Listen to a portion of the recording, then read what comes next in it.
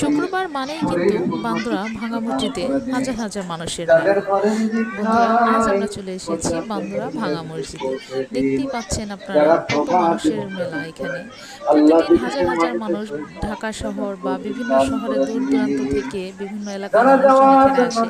তাদের অনেকের মনের কোনো বাসনা থাকে বা কারো ইচ্ছে থাকে একবার ভাঙা মসজিদে নামাজ পড়ার।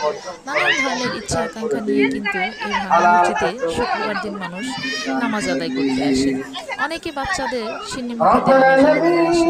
তো এখানে আসা মানুষের মনস্কামনা নাকি পূরণ হয়, যার কারণে সবাই এখানের প্রতি একটা আলাদা বিশ্বাস কাজ করে। আল্লাহ